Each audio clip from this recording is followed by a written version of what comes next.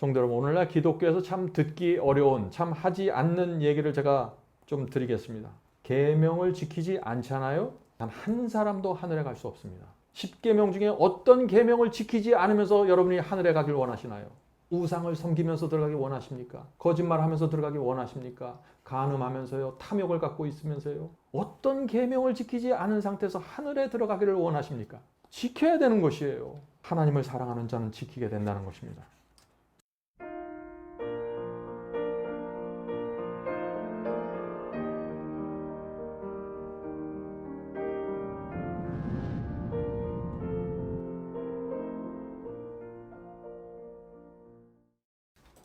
신앙을 하다 보면은 몇 가지 고비가 생기게 됩니다. 예수님을 영접하고 마음이 뜨거워져서 하나님의 말씀에 이제부터 신실하게 충성하면서 살아야겠다라고 생각하면은 그때 주변에서 이런 이야기들이 들리게 됩니다. 성도님, 신앙에서 중요한 것은 사랑입니다. 율법적으로 그렇게 메마르게 사는 것보다 차라리 죄를 짓더라도 사랑으로 사는 것이 좋습니다. 은혜로 구원받고 받은 구원을 감사하면서 살면 되는데 왜 이렇게 순종하십니까? 하는 말들이죠. 참 이런 말들을 처음 들으면 당황하게 됩니다. 저도 이런 경험을 했습니다. 처음에 주님을 위해서 정말 열심히 살아보려고 하고 이 말씀 저 말씀 순종하려고 정말 성경에 있는 그 말씀 그대로 살려고 하는데 주변에서 사랑이라는 명목으로 제 발목을 잡는 것이에요. 그래서 정말 내가 가는 이 길이 맞는가 하고 고민하게 되는 것입니다.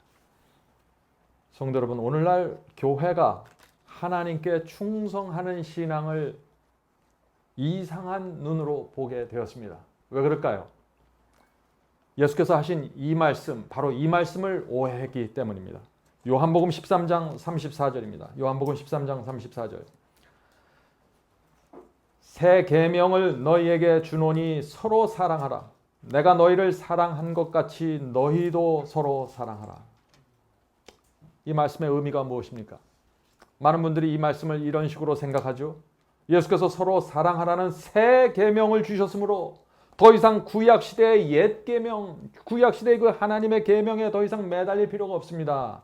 십자가로 구원받은 성도들은 서로 사랑하면서 살면 되는 것입니다. 여러분들 혹시 이런 말씀 들어본 적 있습니까? 정말 우리가 서로 사랑하기만 하면 하나님께서 주신 계명을 버려도 될까요? 정말 사랑하면은 하나님께 순종하지 않아도 될까요? 이렇게 질문하면 대답이 너무 뻔하지 않아요? 오늘 기독교의 큰 혼돈 중 하나는 예수께서 주신 이 새 계명에 대한 오해다 하는 것입니다. 예수께서 그런데 왜 이 새 계명을 주셨을까요? 오늘 이 질문에 대한 답을 좀 우리가 생각해 보려고 하는 것입니다. 구약시대 이 유대인들이 율법주의에 빠져서 멸망당했죠. 그것이 구약성경에 여러 번 반복돼서 나옵니다. 그래서 많은 분들이 계명과 율법에 대해서 아주 부정적인 생각을 갖고 있는 것입니다. 그런데 문제는 계명 자체가 아니라 계명을 지키는 유대인들의 태도와 마음에 있었다는 것입니다. 여러분들 상식적으로 생각해 보세요. 10계명을 한번 읽어보세요. 나 외에 다른 신을 섬기지 말라. 우상 숭배하지 말라. 부모를 공경하라. 거짓말하지 말라. 무슨 문제가 있습니까? 유대인들이 이런 계명에 순종했기 때문에 율법주의에 빠진 것이 아니라는 것입니다. 그들의 문제는 그들이 세상을 사랑했던 것입니다. 마음이 이기심과 교만으로 차 있었습니다. 속 마음은 더러운데 계명을 지키는 행위로 겉모습을 치장하면서 구원을 얻어내려고 했던 것이죠. 거기에 문제가 있던 것이죠. 그래서 바울이 유대인의 문제를 이렇게 말했던 것입니다. 로마서 2장이죠. 로마서 2장 28절 29절입니다. 대저 표면적 유대인이 아니요. 자, 겉 피부만 유대인이라고 해서 유대인이 아니란 얘기죠. 표면적 유대인이 아니요. 표면적 육신의 할례가 아니라 오직 이면적 유대인이며 할례는 마음에 할지니 신령에 있고 의문에 있지 아니한 것이라. 그 칭찬이 사람에게서가 아니요 다만 하나님에게서니라. 자, 지금 여기서 바울이 무엇을 말하고 있습니까? 몸의 할례는 받았는데 마음의 할례를 받지 않았다는 것입니다. 그래서 말은 유대인이지만 유대인이 아니라는 것이에요. 진짜 유대인은 아니라는 것입니다. 그래서 너희들이 심판받을 수밖에 없다 하는 얘기를 하는 것이죠. 우리가 로마서에서 이 문제를 자세하게 다뤘죠. 자, 할례가 무슨 뜻입니까? 할례. 할례는 몸에 상처를 내고 양피를 잘라내는 것이죠. 하나님께서 왜 할례를 받으라고 명령하셨을까요? 하나님께서 이 죄를 잘라내는 백성, 세상으로부터 분리된 백성, 세상을 사랑하지 않는 백성, 그 백성을 만들어내고 구별하기 위해서 할례라는 의식을 주셨던 것입니다.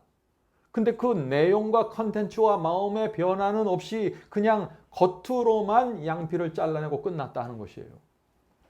그래서 이 유대인들이 바로 그런 상태에서 행위로 율법을 잘 지켜서 지옥 가지 않고 천국 가려고 하다 보니까 멸망으로 들어갈 수밖에 없게 되었다 하는 것입니다. 성도 여러분, 유대인들이 왜 멸망당했는지 여러분들 이유를 아시겠죠? 문제는 마음에 있었던 것입니다. 자, 그런데 이 율법은 선하고 의롭고 거룩한 것이에요. 자, 그것이 로마서 7장 말씀이죠. 로마서 7장 12절에 바울은 이렇게 얘기합니다. 로마서 7장 12절. 이로 보건대 율법도 거룩하며 계명도 거룩하며 의로우며 선하도다. 율법과 계명은 의롭고 거룩하고 선한 것입니다. 그런데 이것을 지켜야 될 지금 사람들이 전혀 준비되지 않은 것입니다. 하나님께서 마음을 준비시키기 위해서 할례를 받으려고 했지만은 몸에 상처만 내고 말았어요. 그래서 마음으로 계명에 순종할 수 없게 된 것이다 하는 것이죠. 우리가 어떻게 이 문제를 해결할 수 있을까요? 예수께서 그래서 이 땅에 오셔서 바로 유대인들의 이런 문제를 보시면서 너희들이 순종하는 백성이 되어야 된다라고 하면서 한 예화를 주셨는데 그것이 누가복음 15장에 나온 탕자 이야기라 하는 것입니다. 탕자 이야기는 하나님의 말씀과 계명에 순종할 수 없었던 사람이 순종할 수 있는 사람으로 변화되는 이야기입니다. 탕자는 아버지가 싫어서 집을 떠났죠. 아버지가 이것 하지 말라 저것 하지 말라 하는 그 계명이 듣기 싫었습니다.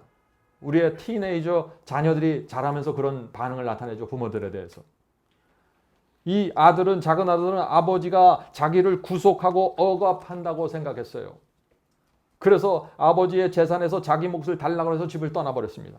이제는 아버지의 말씀과 계명이 없기 때문에 내가 자유롭게 살 수 있다라고 생각한 것이죠. 결과가 무엇이었습니까? 참담한 것이었습니다. 아버지가 주신 유산을 다 잃어버리고 깊은 타락에 빠졌습니다.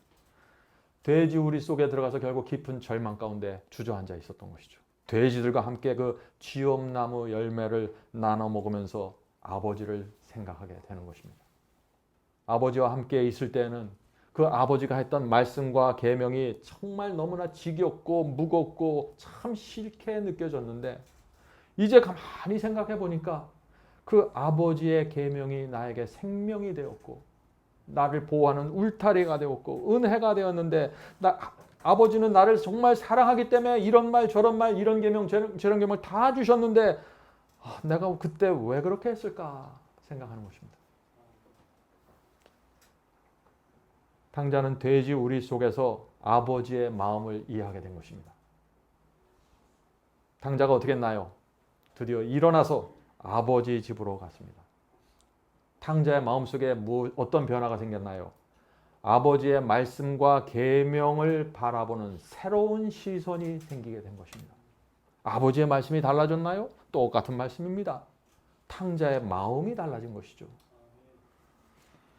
그래서 요한일서 5장 3절에 이 하나님을 사랑하는 자들에게 계명이 어떻게 보이는지가 설명되어 있는 것이죠. 요한일서 5장 3절입니다. 요한일서 5장 3절.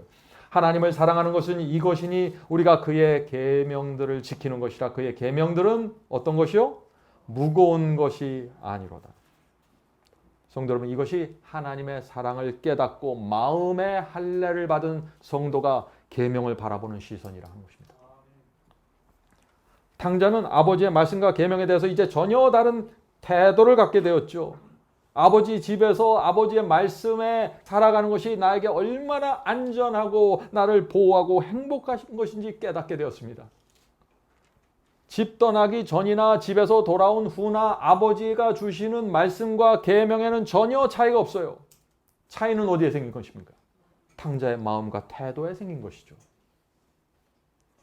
성도 여러분, 탕자에게 왜 이런 변화가 생겼습니까? 아버지를 바라보는 마음이 달라졌기 때문이죠. 아버지의 사랑과 은혜를 보게 되는 것입니다. 감사하게 되는 것이죠. 그래서 아버지 입에서 나온 모든 말씀과 계명들이 이제는 감사와 충성으로 받아들여지게 된다는 것입니다. 성도 여러분, 유대인들의 문제가 뭔지 아시겠죠? 바로 유대인들 속에 이 탕자의 경험이 없었던 것입니다.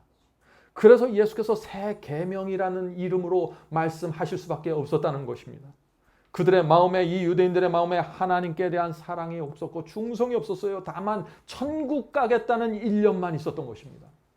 마음에 교만과 세속이 있었고 그들의 예배와 신앙이 말라 비틀어져 있었습니다. 예수께서 그런 유대인의 상태를 보면서 새 계명을 주셨다는 것입니다. 자, 그 말씀을 다시 한번 읽어보죠. 요한복음 13장 34절입니다. 요한복음 13장 34절. 예수님의 마음을 여러분이 이해하셔야 됩니다. 요한복음 13장 34절 새 계명을 너희에게 주노니 서로 사랑하라. 내가 너희를 사랑한 것 같이 너희도 서로 사랑하라. 이제 예수님의 마음의 의도가 여러분 이해가 되십니까? 유대인들은 사랑이 없는 마음으로 계명을 지키려고 하다가 죄의 구덩이에 빠져버리고 말았죠. 그들은 어떻게 해서든지 계명을 잘 지켜서 지옥에 가지 않으려고 애를 썼습니다. 그런데 실패했습니다. 예수께서 왜 서로 사랑하라고 하셨나요? 이 말씀은 너희들이 마음의 중심에서 나오는 변화에서부터 거기서부터 순종이 이루어져야 된다고 말씀하는 거죠. 요한은요, 사도 요한은 이 새 계명에 대해서 많은 오해들을 풀 수 있는 결정적인 말씀을 남겨놓았어요. 자, 그 말씀에 이 말씀이 여러분이 그 새 계명에 대한 오해에서 완전히 벗어나게 해주길 제가 바랍니다. 요한일서 2장 7절 8절입니다. 요한일서 2장 7절 8절. 사랑하는 자들아, 내가 새 계명을 너에게 쓰는 것이 아니라. 자, 이게 무슨 얘기예요? 아까 예수께서는 새 계명을 주신다고 했는데 여기서 지금 사도 요한은 내가 새 계명을 너에게 쓴 것이 아니라 내가 전에 없었던 새로운 계명을 주는 것이 아니라 하는 것이죠. 자, 계속해서 읽겠습니다. 새 계명을 너에게 쓰는 것이 아니라 너희가 처음부터 가진 옛 계명이니 이 옛 계명은 너희가 들은 바 말씀이거니와. 얼마나 분명합니까? 요한은 이 새 계명을 가르쳐서 이것은 처음부터 있었던 옛 계명이라는 것이에요. 많은 사람들이 왜 요한은 이런 말을 하는데 예수님과 다른 말을 하고 있습니까? 라고 질문하는데 그것이 아니죠. 이 요한은 예수님의 마음과 의도를 들여다보면서 지금 말하고 있는 것입니다. 모세와 이스라엘 백성이 시내산에서 받은 그 옛 계명이 새 계명이라는 것입니다. 많은 사람들이 이 말씀을 놓치고 있죠. 옛 계명을 새 마음으로 지키면은 새 계명이 되는 것입니다. 옛 계명을 옛 육신에 속한 그런 할례 받지 않는 마음으로 지키면은 그것이 율법주의와 멸망의 자식이 되는 것이지만 새 마음 갖고 거듭난 마음 갖고 돌아온 탕자의 마음을 갖고 옛 계명을 지키면 그것이 새 계명이 되는 것이다 하는 것이죠. 요한은 새 계명 곧 옛 계명이라고 말한 다음에 이어지는 8절에서 이런 말씀을 또 합니다. 8절입니다. 요한 1서 2장 8절. 다시 내가 너희에게 새 계명을 쓰노니 그에게와 너희에게도 참된 것이라. 이는 어둠이 지나가고 참빛이 벌써 비침이니라. 자, 사도 요한이 지금 어둠이 지나가고 참빛이 비추었다고 했습니다. 그러면 어둠은 무엇이고 참빛은 무엇인가요? 어둠은 구약시대의 율법주의를 말하는 것입니다. 할례 받지 않는 마음으로 율법에 도전하려고 지키려고 애썼던 그것을 말하는 것이요. 어둠입니다. 그것은 지나갔다는 것이죠. 탕자가 집을 떠나기 전에 억지로 아버지의 말씀을 따르려고 하다가 그것이 너무너무 지긋해서 무거운 멍에가 됐던 것처럼 또 지옥 가지 않으려고 율법을 지키려고 했던 그런 것처럼 구약시대의 어둠에 속한 그런 시대다 하는 것이죠. 그런데 이제는 십자가의 참빛이 비추게 되었다는 것입니다. 그러므로 이제는 십자가의 사랑과 은혜로 감동된 마음, 떠났다가 돌아온 탕자의 마음, 할례 받은 마음, 이 마음으로 옛 계명 시내산에 주신 그 옛 계명을 지키면 그것이 새 계명으로 살아나고 서로 사랑하는 그런 아름다운 열매들이 맺혀지게 된다 하는 것이죠. 성도 여러분, 이 새 계명을 지키는 경험이 무엇입니까? 십계명, 옛 계명을 서로 사랑하라는 마음, 새 마음, 새 정신으로 지킬 때 그것이 새 계명으로 다시 태어난다는 것입니다. 똑같은 계명이에요. 내 속에 무슨 정신과 무슨 태도와 무슨 마음이 있느냐에 따라서 그것은 옛 계명이 될 수도 있고 새 계명으로 살아날 수 있다는 것입니다. 예수께서는 그래서 계명에 대해서 분명한 태도를 갖고 계셨어요. 뭐 새 계명으로 옛 계명을 폐하고 새로운 계명을 만들어내고 이런 것이 전혀 아니에요. 자, 이 말씀을 보세요. 마태복음 5장 17절 18절입니다. 마태복음 5장 17절 18절. 내가 율법이나 선지자나 폐하러 온 줄로 생각지 말라. 폐하러 온 것이 아니요 완전케 하려 함이라. 진실로 너에게 이르노니 천지가 없어지기 전에는 율법의 1.1획이라도 반드시 없어지지 아니하고 다 이루리라. 얼마나 분명합니까? 마태복음 5장은 산상수훈이 나오는 말씀이죠. 예수께서 이 땅에 오셔서 첫 번째 했던 설교가 산상수훈인데 그 5장에서 예수께서 당신의 공중사역을 시작하면서 이 말씀을 먼저 선포하고 시작한다는 것입니다. 왜 이 말씀을 하셨을까요? 이제 예수님의 사역 속에서 사랑을 강조하고 은혜를 강조해야 될 텐데 그러면 사람들이 예수님은 모세가 말한 그 율법을 혹시 폐하려고 하는 것이 아닌가 하는 오해가 나타날 수 있기 때문에 먼저 나는 선지자나 율법을 폐하러 온 것이 아니다. 이 율법은 천지가 없어지기 전까지는 1.1억에도 반드시 다 이루어진다 하는 먼저 선언을 하고 들어가시는 것입니다. 그러므로 예수께서 공중사역 중에서 너에게 서로 사랑하라는 그런 말씀을 하신다고 할지라도 아무런 오해할 필요가 없다 하는 것이죠. 그런데 놀라운 것은 지금 이 새 계명으로 사랑으로 계명을 폐하려고 하는 정신과 태도들이 기독교 전체에서 올라오고 있다는 것입니다. 조심하셔야 됩니다. 진리가 무엇인지 정확하게 꿰뚫어 보지 못하는 사람들은 마지막 시대 깊은 혼돈에 들어가게 될 것입니다. 바울도 예수께서 이 서로 사랑하라고 말씀하신 이 이유에 대해서 또 설명해 줍니다. 그 말씀이 로마서 13장에 나옵니다. 로마서 13장 8절부터 10절입니다. 로마서 13장 8절부터 10절. 피차 사랑의 빚 외에는 아무에게든지 아무 빚도 지지 말라. 남을 사랑하는 자는 율법을 다 이루었느니라. 자, 이 말씀을 또 어떻게 해석하나요 오늘? 사랑하기만 하면 율법을 다 이루는 것인가? 율법 조목조목 지키지 않아도 됩니다. 사랑만 하세요 라고 해석하는 분들이 많이 있죠. 그것이 아니라 사랑의 마음이 있어야 율법이 요구를 이룰 수 있다는 것입니다. 사랑의 마음이 없는데 어떻게 율법을 지켜요? 그건 안 되는 것이죠. 간음하지 말라, 살인하지 말라, 도둑질하지 말라, 탐내지 말라 한 것과 그 외에 다른 계명이 있을지라도 내 이웃을 내 자신과 같이 사랑하라 하신 그 말씀 가운데 다 들었느니라. 사랑은 이웃에게 악을 행치 아니하나니. 사랑이 있어야 악을 행치 않고 이런 모든 계명들을 지킬 수 있다 하는 것이죠. 그러므로 사랑은 율법의 완성이니라. 사랑은 율법의 완성인데 사랑은 율법을 폐하는 것이라고 해석하려고 한다는 것입니다. 오늘날 기독교회가 문제라는 것입니다. 자, 지금 이 바울이 무엇을 말하고 있나요? 서로 사랑하기만 하면 간음해도 된다는 얘기인가요? 네? 서로 사랑하면 살인해도 괜찮다는 얘기입니까? 서로 사랑하면 계명을 범하도 괜찮다는 얘기인가요? 아니죠. 사랑으로 율법의 요구를 이룰 수 있다는 것을 지금 설명하는 것이죠. 계명을 지킬 수 있는 방법을 설명해 주는 것입니다. 지금 서로 사랑하라는.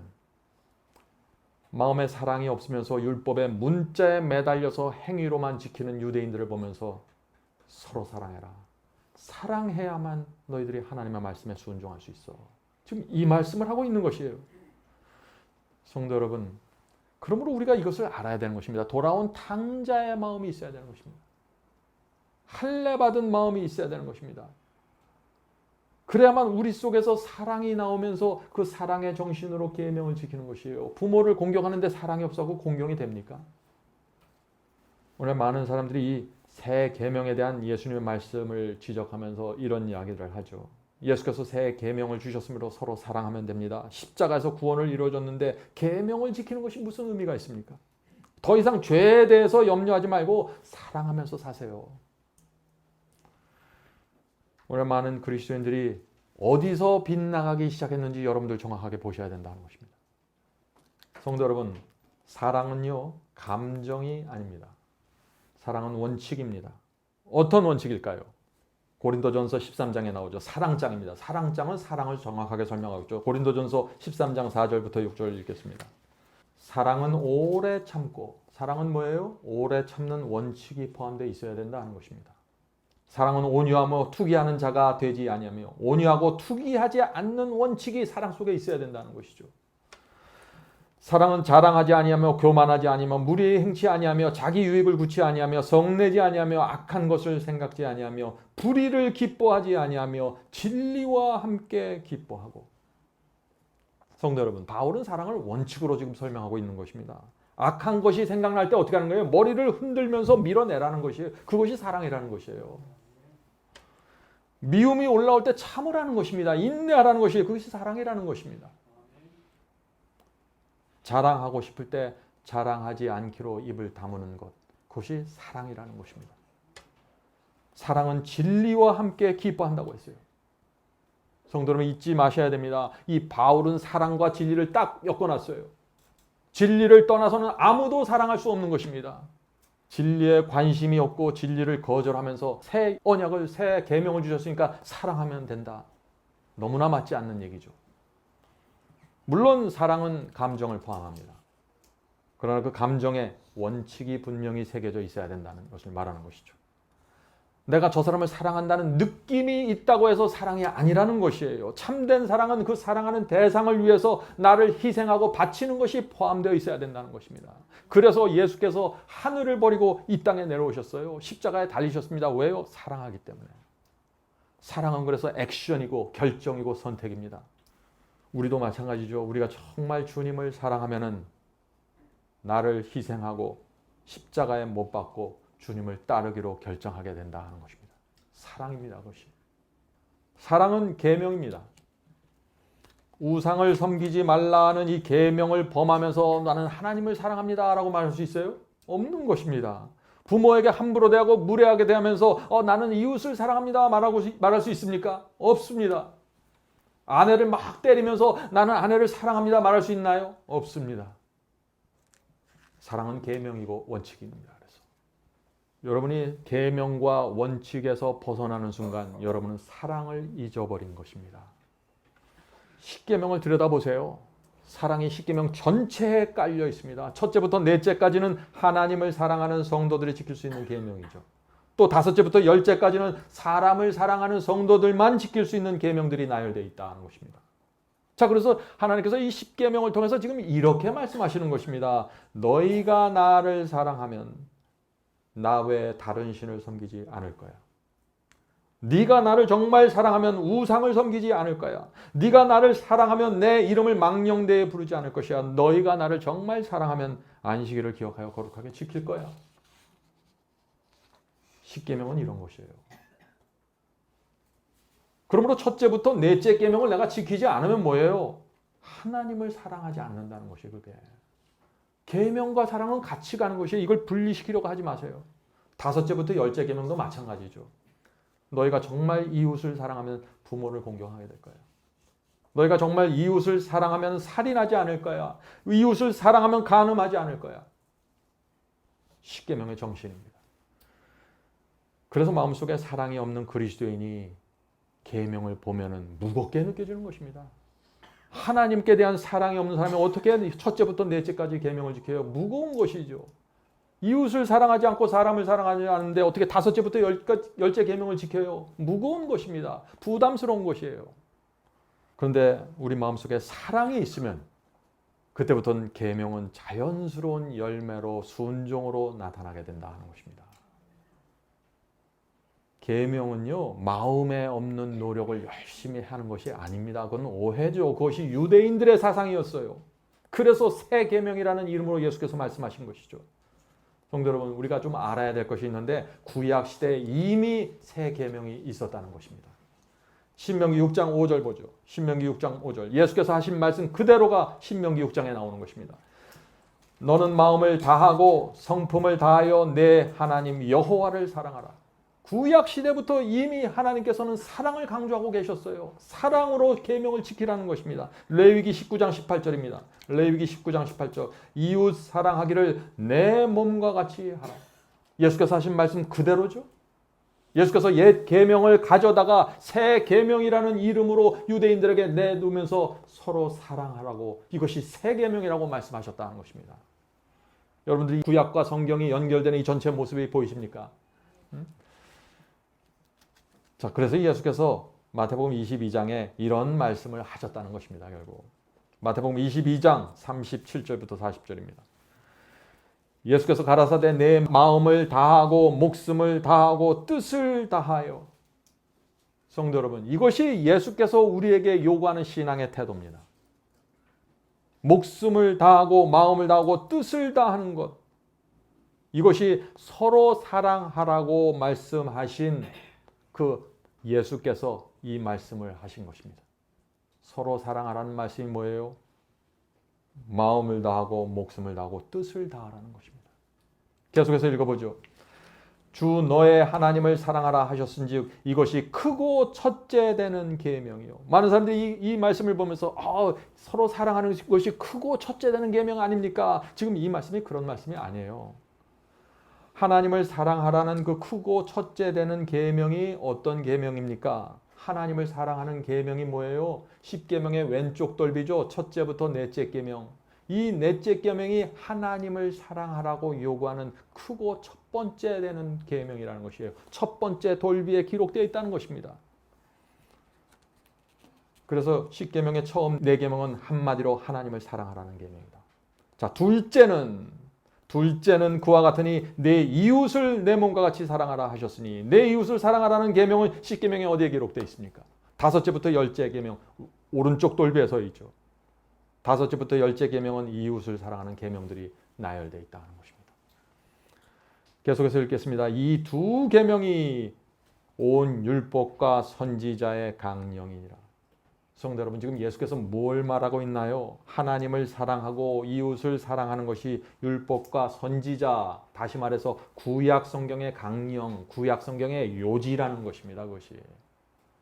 그것이 10계명에 기록되어 있다는 것이에요. 왼쪽 돌비와 오른쪽 돌비에. 다시 말해서 예수께서 구약 성경에 없던 것을 갑자기 새 계명으로 주신 것이 아니라 율법과 계명의 정신을 풀어서 설명해 주셨다 하는 것입니다.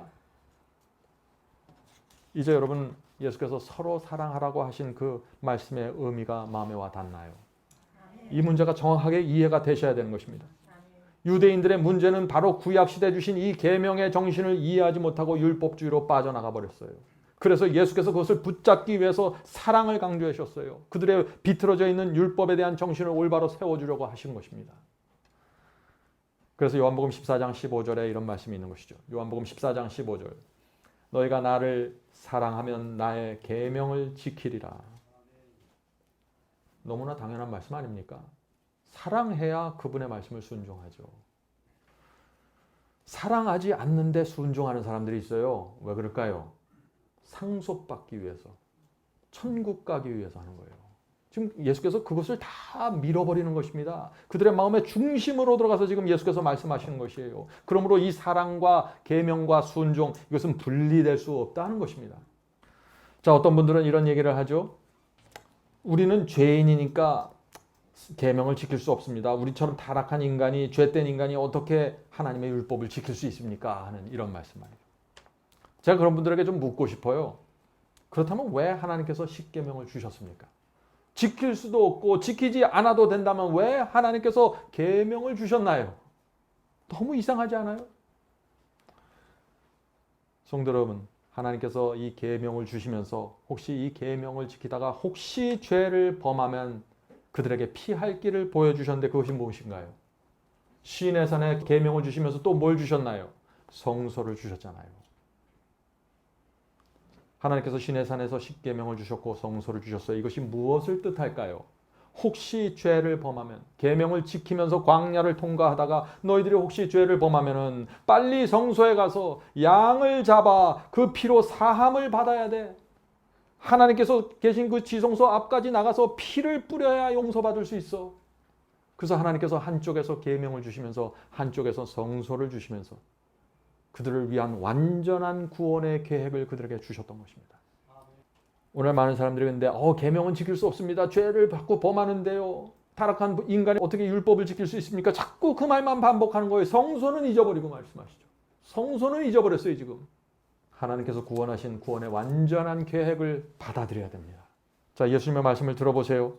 예수께서 우리가 어떻게 계명을 지킬 수 있는지에 대해서 설명해 주십니다. 요한복음 13장 34절부터 35절이에요. 요한복음 13장 34절부터 35절.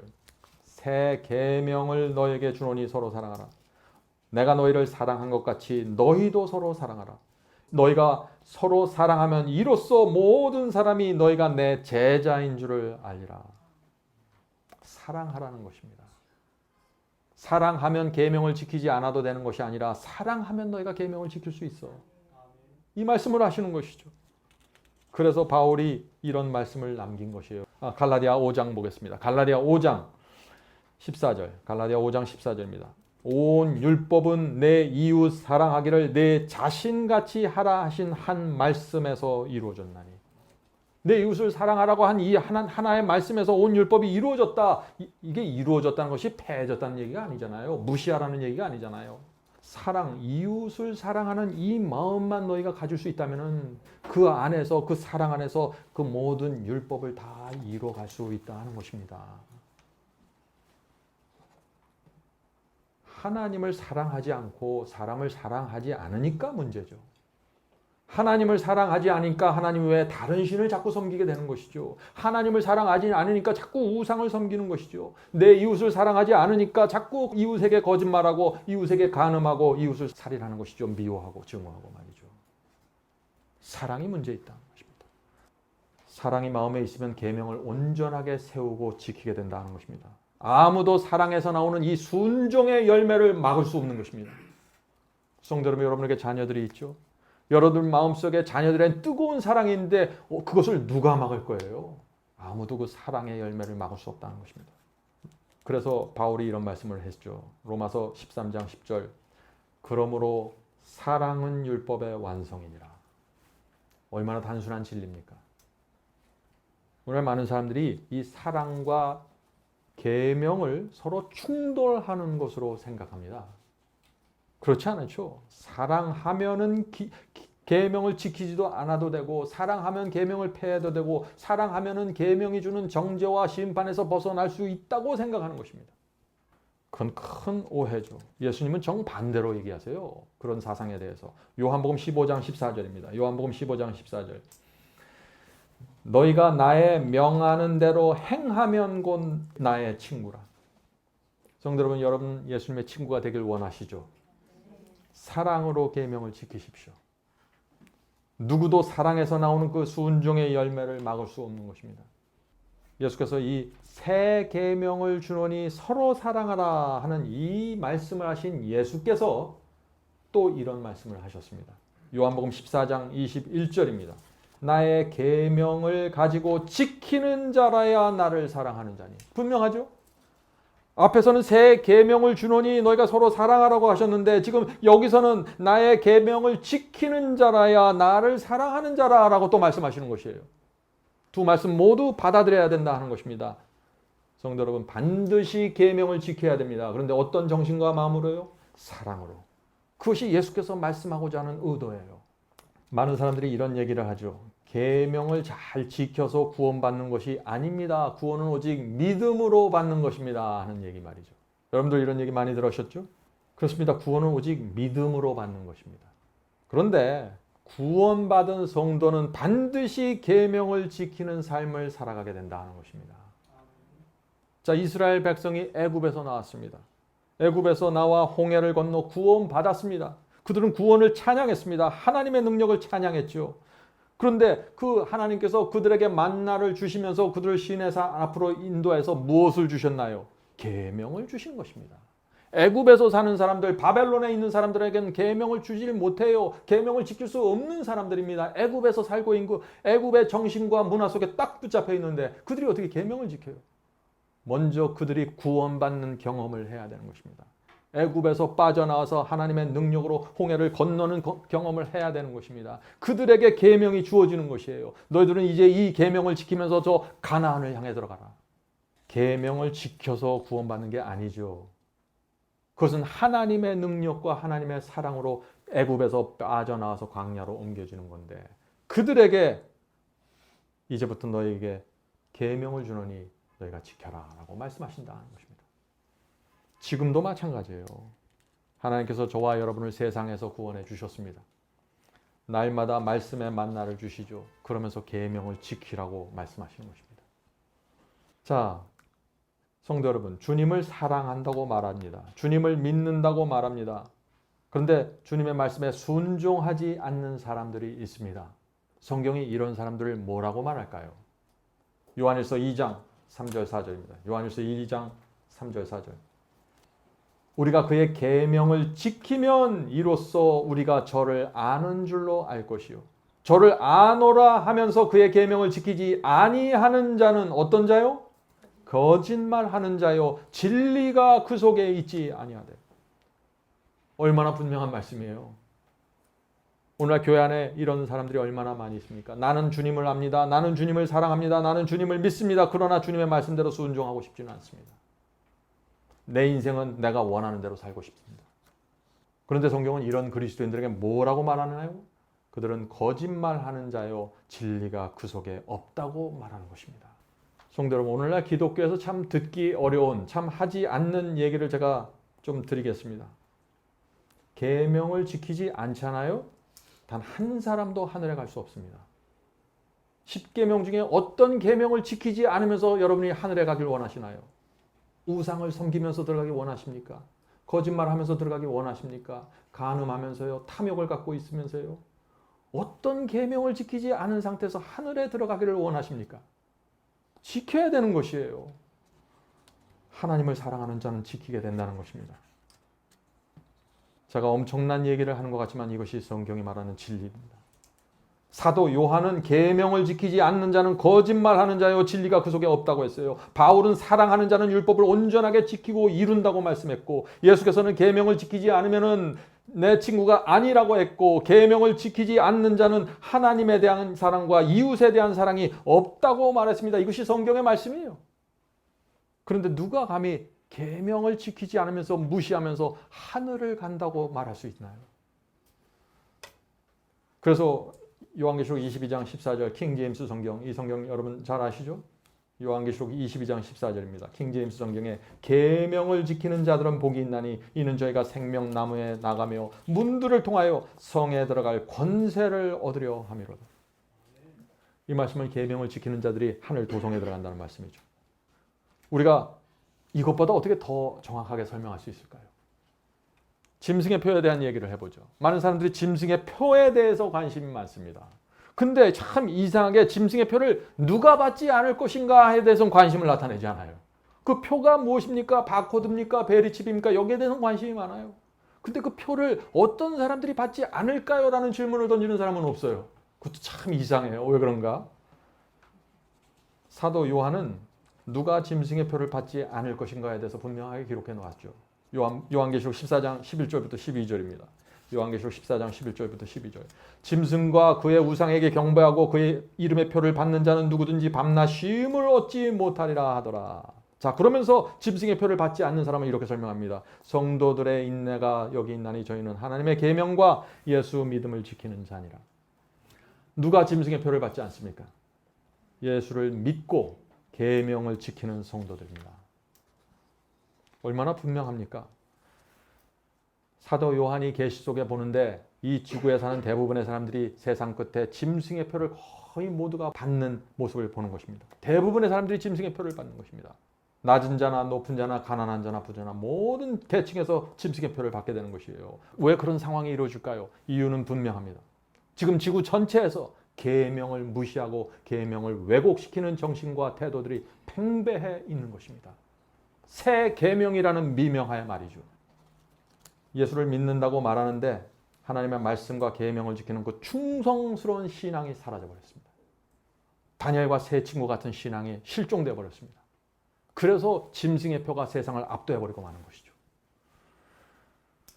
제가 또 중요한 말씀 하나를 또 소개해 드리겠습니다. 요한복음 14장 31절입니다. 요한복음 14장 31절. 저는 이 말씀을 좋아합니다. 오직 내가 아버지를 사랑하는 것과 아버지의 명하신 대로 행하는 것을 세상으로 알게 하려 함이로다. 자, 이 말씀이 무슨 뜻입니까? 하나님을 사랑하는 것을 세상에 나타내기 원하면은 어떻게 하라는 거예요, 지금? 하나님께서 명하신 대로 행하라는 것이에요. 성도 여러분, 여러분의 가족이나 친구, 주변 사람들에게 여러분이 정말 하나님을 사랑한다는 사실을 알게 하기를 원하십니까? 그러면 하나님께서 명하신 대로 살아가십시오. 주께서 명하신 계명대로 사세요. 한 달이나 두 달만 그렇게 사는 것이 아니라 5년, 10년, 20년을 그렇게 순종의 길을 쭉 살아나가 보세요. 주변 사람들이 뭐라고 하는지. 제가 처음 계명을 지키는 이 신앙을 받아들였을 때 제 주변에 있는 많은 사람들이 저에게 율법주의라는 손가락질을 했습니다. 염려를 했어요.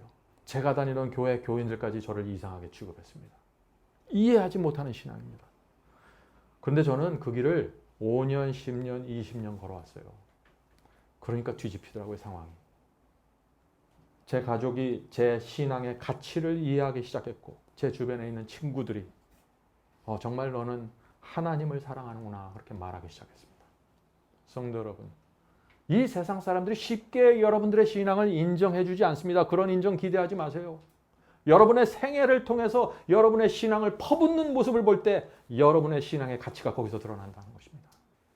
주님의 말씀을 붙잡고 일관성 있게 좁은 길을 걸으십시오.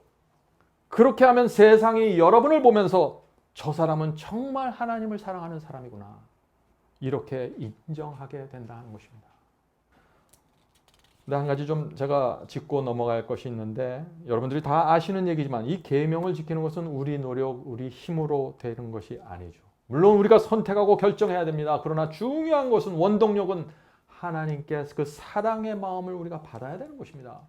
우리 속에는 이것이 없어요. 그래서 빌립보 2장 5절에 이 말씀이 있는 것이죠. 너희 안에 이 마음을 품으라 곧 그리스도 예수의 마음이니. 예수의 마음을 받아야 되는 것입니다. 그래서 성령이 필요한 것입니다. 우리가 어떻게 이 예수의 마음을 받을 수 있을까요? 예수님의 생애를 명상해 보세요. 예수님의 십자가를 바라보십시오.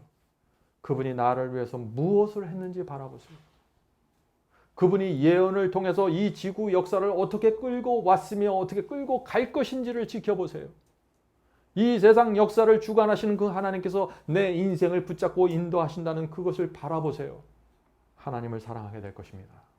감사하게 될 것이고 그분을 존경하게 될 것입니다.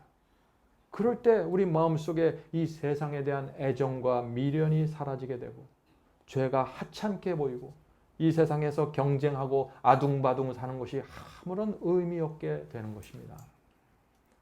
그래서 이 세상을 나그네로 살게 된다는 것입니다.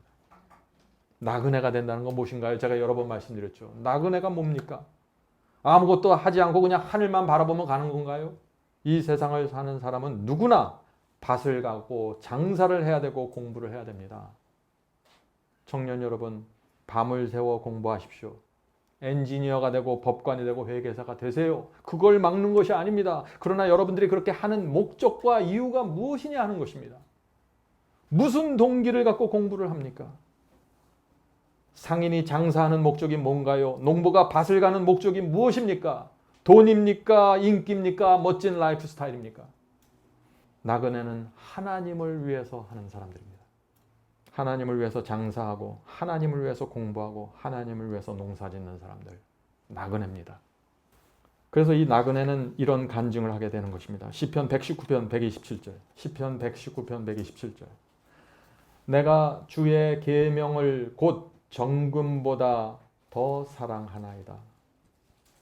금이나 은이 문제가 아니죠. 우주의 왕께서 주신 이 진리와 말씀과 계명에 내 마음을 바치는 것, 그것이 그리스도인 신앙입니다. 그것이 너무나 가치 있기 때문에 바치는 것이죠. 자, 제가 말씀을 마치면서 한 가지 질문을 좀 여러분께 드리겠습니다. 이 질문에 대해서 여러분들 정직한 심령으로 좀 대답해 주시면 감사하겠습니다. 중요한 질문입니다. 오늘 많은 사람들이 하나님의 계명을 버리고 사랑을 좋아하는 이유가 무엇입니까? 계명은 싫어해요. 그런데 사랑은 좋아해요, 사람들이. 이유가 뭐냐는 질문입니다. 자, 이것을 하라 저것을 지켜라고 요구하는 하나님의 계명은 싫어해요. 그런데 서로 사랑하는 새 계명은 너무나 좋아해요. 왜 그렇습니까? 도대체 이유가. 제가 남의 얘기할 필요가 없죠. 제 경험을 말씀해 드릴게요. 제가 처음 주님을 영접하고 말씀을 이해하면서 제 생에 큰 문제가 생겼습니다. 어떤 문제일까요? 말씀을 알면 알수록 계명을 들여다보면 들수록 자꾸 가책이 느껴져요. 정죄를 받는 것입니다. 내가 이렇게 살면 안 되는데 하고 자꾸 마음이 괴로운 것입니다. 진리를 깨달았지만 그것을 순종할 수 있는 믿음이 제가 없었어요. 단지 진리를 깨달은 것입니다. 많은 분들이 여기서 갈등을 느끼죠. 첫 번째 고비입니다. 이 고비를 넘기셔야 돼요. 하나님의 말씀이 저에게 큰 멍해가 되었습니다. 고비입니다. 이 고비 넘기셔야 돼요. 아무 생각 없이 교회 다니고 신앙하면 이런 고민 없어요. 멍해도 없습니다. 그런데 말씀 앞에서 내가 정직하기를 원하게 되는 순간 그때부터 고민으로 들어가게 된다는 것입니다. 제가 이렇게 깊은 고민에 빠져 있을 때 한 번 어떤 교회 가서 설교를 듣는데 그 목사님이 기가 막힌 설교를 하는 거예요. 이런 설교를 했습니다. 여러분들 율법을 지키려고 하다가 이스라엘 백성이 광야에서 떼죽음을 당했습니다. 그래서 예수께서 율법의 멍에를 풀어주면서 너에게 새 계명을 주노니 서로 사랑하라고 말씀하신 것입니다. 유대인이 망한 그 길을 가지 마시고 주께서 베푸시는 은혜 속에서 감사하면서 날마다 사십시오. 그것이 기독교 신앙입니다. 계명 지킬 수 없다는 얘기죠. 지킬 필요 없다는 얘기죠. 그날 제가 설교를 듣는데 그 말씀이 얼마나 아름답게 제 귀에 들리는지 모르겠어요. 하나님의 계명은 이제 생각하지 말고 덮어두고 사랑만 하면서 살고 싶었어요. 제 마음속에 그 목사님의 설교가 제발 진리였으면 좋겠다 하는 생각이 움찔움찔 올라오는 거예요. 그런데 제 양심의 저쪽에서 또 한 소리가 들려오는 것입니다. 이런 소리예요. 너는 알고 있지 않냐? 그 목사님의 설교가 하나님의 말씀과 충돌한다는 걸. 진리와 맞지 않다는 걸 너는 알고 있는데 네가 모른 척하면서 위선자로 살아갈래? 아니면 주께서 인도하시는 좁은 길을 갈래? 너는 평생 거짓을 진짜라고 믿으면서 살고 싶니? 저는 이런 음성이 들려올 때 제가 그렇게 살 자신이 없었습니다. 하루 이틀이라면 모를까? 어떻게 평생 그렇게 위선자로 살 수 있을까 내가? 그래서 주님께 나가 이렇게 기도하게 되었습니다. 주님, 제 인생이 깨지고 제 계획이 무너질지라도 주께서 주신 말씀과 계명을 붙잡고 살겠습니다. 주께서 도와주시고 제 길을 인도해 주시옵소서. 성도 여러분, 고비를 넘기셔야 됩니다. 하나님께서 제 이런 소원과 기도에 응답하셨을까요? 응답하셨습니다. 어떻게 응답하셨을까요? 저에게 진리를 점점 더 분명하게 보여주셨어요. 더 큰 멍에를 매는 거죠. 그럼 제가? 근데 더 보여주시는 거예요. 진리를 보여줄 때마다 제 마음에 통증이 있었습니다. 고통이 있었습니다. 어려움이 있었어요. 주의 말씀을 피하고 싶은 충동이 왔지만 피하지를 않았습니다. 피할 수가 없었어요. 진리가 너무나 분명하기 때문에. 그래서 믿음으로 그것을 붙잡고 전진했습니다. 제 신앙이 어떻게 되었을까요? 진리가 점점 더 분명하게 이해되면서 복음과 예언의 전체 장면을 들여다보게 되면서 하나님께 대한 확신을 가져버렸어요, 제가. 그러는 사이에, 나도 모르는 사이에 그렇게 무겁게 느껴졌던 말씀과 계명이 가벼워지더라고요. 아무것도 아니구나 이거. 제 주변 사람들은 다 그 말씀과 그 계명을 보면서 무겁다, 어렵다 말하고 있는데 저에게는 그것이 너무나 당연하고 무겁지 않게 느껴졌어요. 그것을 따라가고 순종하는 것이 기쁨이 되었습니다. 성도 여러분, 이것이 죄인을 구원하시는 하나님의 패턴입니다. 그래서 우리가 가끔 또 걸어온 과거를 생각할 때마다 여러분도 그렇고 저도 그렇고 눈물이 핑 돌죠. 왜 그래요? 여러 번 위기가 있었거든요. 절벽에서 떨어질 뻔했었습니다. 그 설교를 들었을 때 떨어질 뻔했고, 경제적인 어려움이 있을 때 떨어질 뻔했고, 가족들이 반대했을 때 떨어질 뻔했고, 계속해서 떨어질 뻔했는데 주께서 붙잡아 주신 거예요. 뭘 통해서? 말씀을 통해서요. 꿈을 통해서가 아니에요. 기적을 통해서가 아닙니다. 말씀을 통해서 저를 붙잡으신 거예요. 성도 여러분, 이 믿음은요, 우리의 근육과 같습니다. 운동하지 않은 사람이 피트니스 센터에 가서 운동을 하면 어떻게 돼요? 근육이 하나도 없는 사람이 무거운 역기를 갑자기 들기 시작하면 어떻게 됩니까? 그 다음날 아침에 온몸이 아프고 통증이 와요. 제가 요즘 운동하지 않다가 걷기 시작하니까 다리가 아파요. 왜 그렇습니까? 현재 내가 갖고 있는 근육이 이 무게와 이 운동량을 감당할 수 없다는 것입니다. 성도 여러분, 여러분의 어떤 계명을 보고 어떤 말씀을 때 통증이 있습니까? 무겁게 느껴지잖아요. 여러분의 믿음의 근육이 약하다는 것이에요. 하나님께서 그걸 가르쳐 주시는 것이에요. 그런 고통을 느끼고 근육이 아플 때 모든 사람들은 두 가지 중 하나를 선택하게 되죠. 뭔가요? 어떤 사람은 근육이 아프다고 하면서 운동을 멈추고 역기를 놓아버립니다. 그러면서 이제 새로운 이론을 찾아가게 되는 것이에요. 운동을 하지 않아도 건강을 잘 유지할 수 있는 방법이 없습니까? 그 이론을 찾아다니는 것입니다. 이것이 오늘날 기독교에 있는 모습이에요.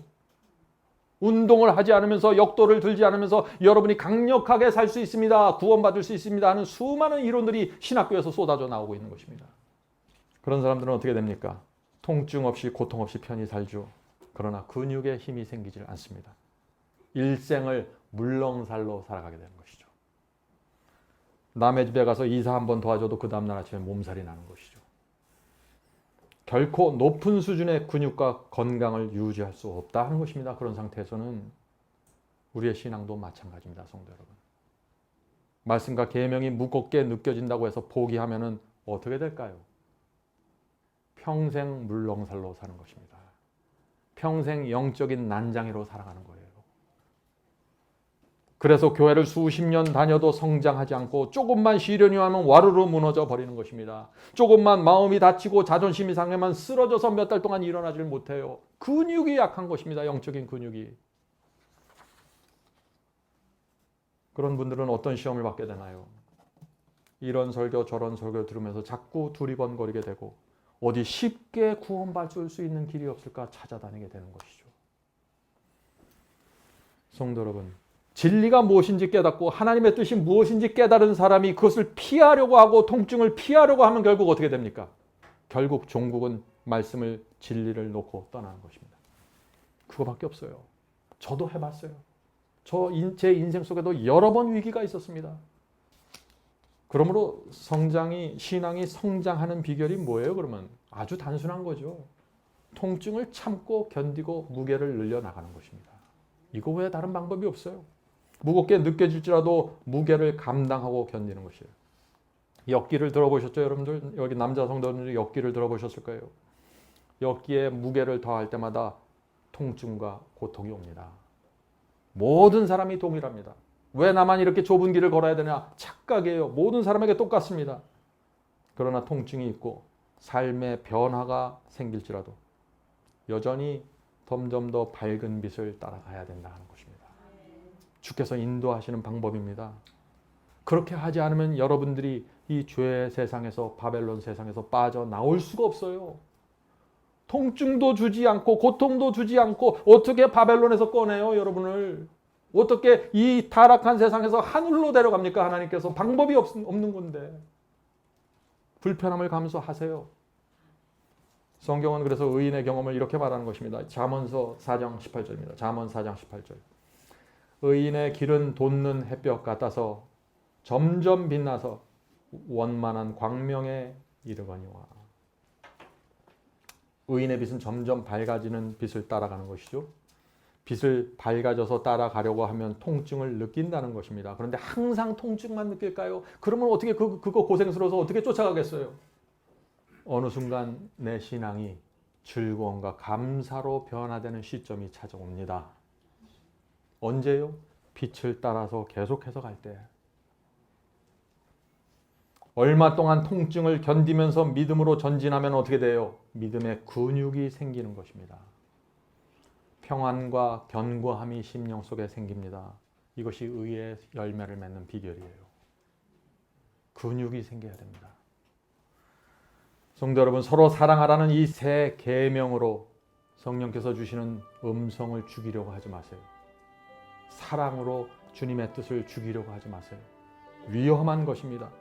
사랑으로 계명을 외면하려고 애쓰지 마십시오. 그렇게 하면 할수록 여러분의 양심이 고통받고 마비되어 가는 것입니다. 힘들더라도 그러므로 저와 여러분이 정직하게 말씀을 인정하고 성령께 매달려 그 믿음의 근육을 키워가시길 바랍니다. 그렇게 할 때 하나님께서 우리의 인생을 붙잡으시고 참된 평안과 행복으로 인도해 주시는 것입니다. 하나님께서 우리 모두를 진리의 그 광명한 대낮 같은 빛으로 인도해 주시길 제가 간절히 바랍니다. 하늘에 계신 아버지, 저희가 양심적으로 주께서 인도하시는 길이 좁은 길이라는 사실을 저희가 압니다. 그러나 저희가 그 길을 갈 때 통증이 옵니다. 저희의 믿음의 근육이 아직 약해서 주께서 주시는 말씀을 감당하기 어려울 때가 있습니다. 주여 저희를 도와주시옵소서. 성령으로 저희의 마음을 감동시켜 주셔서 하나님의 말씀과 계명을 바라보는 시선이 달라질 수 있도록 도와주시옵소서. 그것이 내게 생명이 되고 나를 보호하는 울타리라는 사실을, 사랑이라는 사실을 우리가 겸손하게 인정하게 도와주시옵소서. 하늘에 계신 아버지, 하나님께서 저희를 이 세상에서 건져내어 하늘로 데려가기를 원하시는데 저희가 주께서 원하시는 스피드를 따라가지 못해서 죄송합니다. 그러나 저희의 마음의 소원과 계획은 주님의 뜻에 굴복하는 것입니다. 도와주시옵소서. 저희의 마음을 중심을 헤아리시는 주께서 저희를 불쌍히 여겨주시고 저희의 손을 잡고 저희를 인도해 주시옵소서. 하늘에 계신 아버지, 저희가 진리를 알되 사랑 안에서 진리를 볼 수 있도록 도와주시옵소서. 예수님의 이름으로 간절히 기도드립니다. 아멘.